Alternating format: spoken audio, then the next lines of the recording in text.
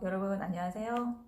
오늘은 오전 수업을 하고 이제 오전에 방학이라서 오전에 수업을 하고 시간이 나서 이제 영상을 올리게 됐어요. 아이들하고 수업을 하면서 또 요새 그 비문학에 대해서 어떻게 할 것인가, 즉 중학생들의 비문학 수준을 어느 정도 수준까지 끌어올려야 하나 아니면 끌어올릴 수 있는가에 대해서 말씀을 드리고 싶어서 이제 영상을 예전보다는 조금 더 부지런하게 찍는데요. 일단 이게 사실 그 비문학 독해 수준이 거의 그 판별이 되는 거, 그거는 뭐 특정한 학년이 정해져 있지는 않아요. 그러니까 초등학교 이전의 독해 수준, 독서 수준과 그 다음에 중학교 1학년을 거쳐서 2학년으로 올라가면서부터 이 독해 수준이 조금 달라지게 되는데, 가장 일반적인 그 코스를 말씀을 드리면, 저는 이제 논술 수업을 하면서 독해 수업, 비문학 독해 수업을 꼭 같이 병행을 하는데요. 일단 이 비문학 독해는 기본적으로 훈련이라고 생각하셔야 돼요. 훈련. 그러니까 우리가 문학 책을 읽을 때는 그 흐름에 맞춰서 편하게 읽어낼 수 있다면, 이 독해는 의식적인 훈련이라고 생각하셔야 돼요. 그래서 이게 훈련이 되어 있지 않으면 조금 힘들 수 있다. 그리고 이제 저는 어디까지나 대입 그리고 수능 비문학 독해를 해낼 수 있어야 하는 관점에서 말씀을 드리는 거예요. 물론 장기적으로 봤을 땐 인생을 살아가면서 사실 우리가 문학보다는 비문학을 읽을 일들이 훨씬 많아요. 계약서도 읽어야 되고, 어떤 그 설명문도 읽어야 되고, 또 내가 그걸 써야 하는 경우도 있고요. 자, 그래서 제가 지금 말씀드리는 건 그 수능 비문학을 풀기 위한 기본적인 기반을 다지기 위한 중학교에서의 독해 수준이 어느 정도까지 되어야 있어야 되는가. 물론 이거 학생마다 다르지만 제가 일반적인 코스로 학생들과 수업을 진행을 하는 걸 말씀을 드린다면, 일단 중학교 1, 2, 3년 과정에서는 이게 내가 훈련을 해야 되는 거구나 라고 인식을 하고 틈틈이 짬짬이 해내야 되는 걸로 생각하시면 됩니다. 그러니까 어떤 중학교 공부 있잖아요. 다양한 과목들도 있고 국어 공부도 있지만 그 이외에 이거는 꼭 굳이 학원을 안 다녀도 되고요. 근데 어쨌든 이 비문학 독해는 1학년 때, 지금 이제 예비 중에서 1학년으로 들어가는 친구들은 제가 딱 중학교 1학년 독해 교재를 사용을 하고 있어요. 근데 중학교 1학년 독해 교재는 출판사마다 크게 차이는 없는데, 독해 교재를 고르는 기준이 필요하시다 하면 일단 어휘가 좀 잘 돼 있는 교재를 골라주시는 게 좋아요. 그럼 어휘집 따로 공부할 필요 없어요? 저는 어휘집을 따로 하지는 않아요. 왜냐하면 아이들이 어휘집을 따로 한다고 해도 이 어휘가 전체 글의 맥락에서 어디에 있고, 그 다음 문장 속에서 어떻게 쓰이는지가 중요하지, 뭐 분야별로 어휘를 이렇게 묶어놓은 어휘집은 저는 별로 그렇게 선호하지는 않아요. 그래서 어휘가 잘 돼 있는 독해 교재를 쓰는 게 훨씬 더 효율적이다. 그리고 한자어가 나오면 그 한자가 그 뜻이 풀이되어 있는 교재를 쓰는 게 제일 괜찮아요. 그래서 제가 다양한 교재를 써봤는데, 뭐 우공비 거도 써보고 그 다음에 빠작 것도 써보고 그랬는데, 지금 중학교 1학년들하고 쓰고 있는 마더텅에서 나온 거고요. 이게 어휘가 나름 괜찮게 잘 돼 있어요. 그래서 각각의 교재마다 그 장단점이 있는데, 이제 독해 수업을 계속 하다 보니까 아이들한테 과제도 내주고 하다 보니까 어휘가 잘 돼 있는 교재가 나중에는 괜찮더라고요. 그래서 요거 하고, 이제 요거는 그 문학 독해도 같이 들어가 있어요. 문학 독해, 그 다음 비문학 독해, 그 다음에 어휘가 따로 실려 있어서 예전에는 우공비나 빠작걸로 제가 많이 했거든요. 근데 요 교재도 괜찮아요. 지금 예비 중 학생들, 이제 1학년 되는 학생들은 요걸로 진행을 하고 있고요.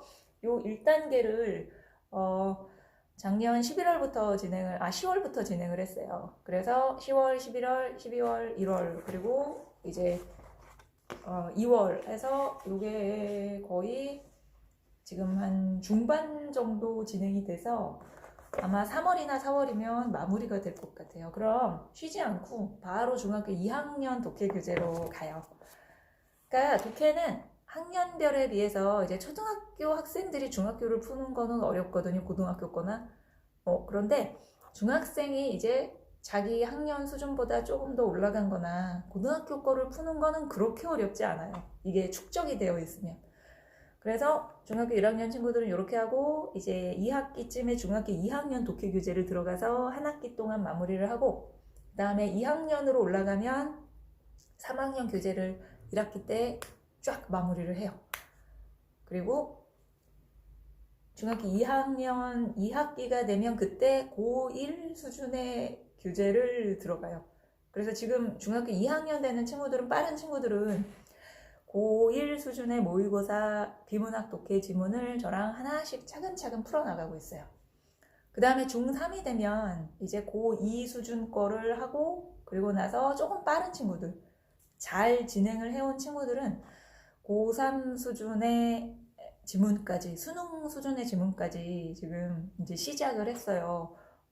왜냐하면 이게 이 비문학 독해가 어느 정도 축적이 되면 어휘나 그 글의 흐름의 이해, 그 다음에 구성에 대한 이해가 이제 비약적으로 발전을 하게 돼요. 자, 그래서 독해를 중3이 되면 저는 빠른 친구들은 만약에 너무 힘들어한다. 그럼 고2 수준까지로 멈추고요. 그 다음에 잘 되는 친구들은 고3 수준의 수능 수준의 지문까지 한번 접해봐요. 그래서 계속 풀어나가면서 이제 하면서 이제 어휘와 독해력을 향상을 시키는데 아니 그렇다면 뭐 독해 수업을 따로 들어야 되는 거냐 뭐 비문학 독해 강의도 있고 그렇기는 한데 제 입장에서도 그렇고 수업을 진행을 해보면서 그 다음에 저희 딸 얘기로도 비문학 독해는 글쎄 수업을 들어야 되나요? 저는 그거는 그 비문학 독해를 위한 수업 자체는 크게 의미가 없다고 봐요. 그래서 그냥 무조건 읽는 거예요. 무조건 읽어. 무조건 읽는데 그럼 그냥 그렇게 대책 없이 그냥 읽는다고 다 되느냐. 일단 1단계는 그거예요. 읽는 거예요. 그냥 글을. 자, 그래서 그걸 배겨낼 수 있어야 돼요.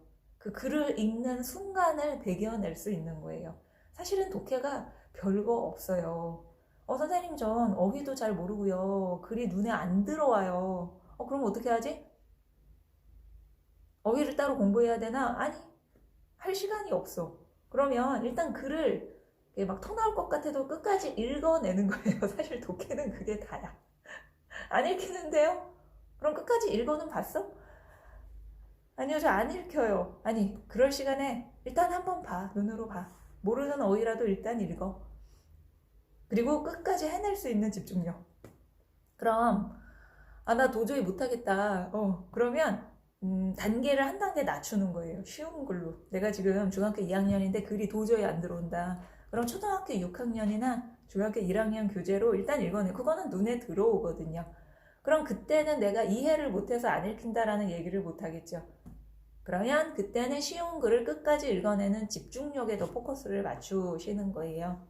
그리고 그 아이의 성향에 따라서는 조금 다른데 막 시간에 맞춰서 뭔가 해내는 거 되게 부담스러워하는 친구라면 처음부터 시간을 정해서 하는 거는 조금 부담스러울 수 있어요. 하고 나서 시간을 적고 그리고 조금 그런 거를 조금 좋아하는 친구, 시간 안에 해내는 거 좋아하는 친구는 시간을 세팅을 한 다음에 내가 그 시간을 맞출 수 있는지 그리고 나서 문제를 푸는데 방법은 두 가지가 있어요.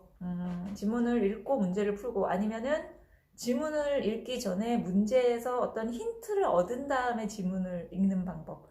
근데 사실 이거는 이게 정답이다 라고는 할 수는 없지만 수능처럼 시간이 촉박한 시험 같은 경우에는 일단 문제를 봐야 돼요. 문제를 보고 문제를 푸는 스킬을 어느 정도는 익힌 다음에 지문을 읽어야 되지만 중학교 과정에서는 그렇게까지 스킬 먼저 접근을 하면 아이들이 글을 처음부터 끝까지 안 읽어요.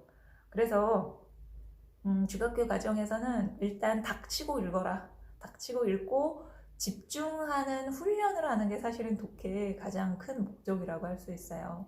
자, 그럼 이제 글을 읽으면서 그 글의 내용을 어떤 식으로 구조화할 것인가, 어떤 식으로 내가 이거를 내 머릿속에 집어넣은 다음에, 이제 읽으면서 집어넣은 다음에, 그 다음에 문제를 풀 때는 어떤 식으로 출력할 것인가, 그 과정을